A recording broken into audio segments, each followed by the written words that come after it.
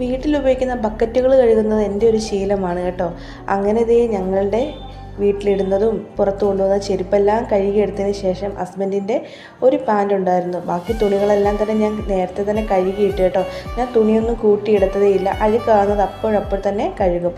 അങ്ങനെ ചെരുപ്പുകളും ബക്കറ്റുകളും എല്ലാം കഴുകി എൻ്റെ ജോലി ഏകദേശം തീരാറായി കേട്ടോ. അപ്പോൾ ഞങ്ങൾ മോൻ്റെയും എൻ്റെയും പുറത്തിടുന്ന ചെരുപ്പുകളും അകത്തിടുന്ന ചെരുപ്പുകളൊക്കെ തന്നെയാണ് കേട്ടോ. പിന്നീട് ഞാൻ ബാത്റൂം കഴുകാൻ പോവുകയാണ്. ഞാൻ സോപ്പ് പൊടി ഉപയോഗിച്ചും ലോഷൻ ഉപയോഗിച്ചൊക്കെ ബാത്റൂം കഴുകും.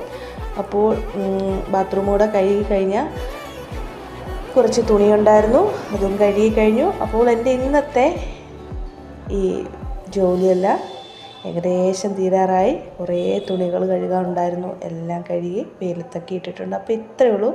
Thanks for watching. വീട്ടിലുപയോഗിക്കുന്ന ബക്കറ്റുകൾ കഴുകുന്നത് എൻ്റെ ഒരു ശീലമാണ് കേട്ടോ.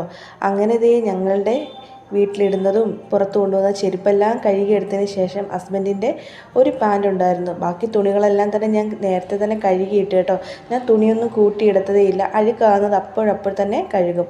അങ്ങനെ ചെരുപ്പുകളും ബക്കറ്റുകളും എല്ലാം കഴുകി എൻ്റെ ജോലി ഏകദേശം തീരാറായി കേട്ടോ. അപ്പോൾ ഞങ്ങൾ മോൻ്റെയും എൻ്റെയും പുറത്തിടുന്ന ചെരുപ്പുകളും അകത്തിടുന്ന ചെരുപ്പുകളൊക്കെ തന്നെയാണ് കേട്ടോ. പിന്നീട് ഞാൻ ബാത്റൂം കഴുകാൻ പോവുകയാണ്. ഞാൻ സോപ്പ് പൊടി ഉപയോഗിച്ചും ലോഷൻ ഉപയോഗിച്ചൊക്കെ ബാത്റൂം കഴുകും. അപ്പോൾ ബാത്റൂം കൂടെ കഴുകി കഴിഞ്ഞാൽ കുറച്ച് തുണിയുണ്ടായിരുന്നു, അതും കഴുകി കഴിഞ്ഞു. അപ്പോൾ എൻ്റെ ഇന്നത്തെ ഈ ജോലിയെല്ലാം ഏകദേശം തീരാറായി. കുറേ തുണികൾ കഴുകാനുണ്ടായിരുന്നു, എല്ലാം കഴുകി വെയിലത്തൊക്കെ ഇട്ടിട്ടുണ്ട്. അപ്പോൾ ഇത്രയേ ഉള്ളൂ. Thanks for watching.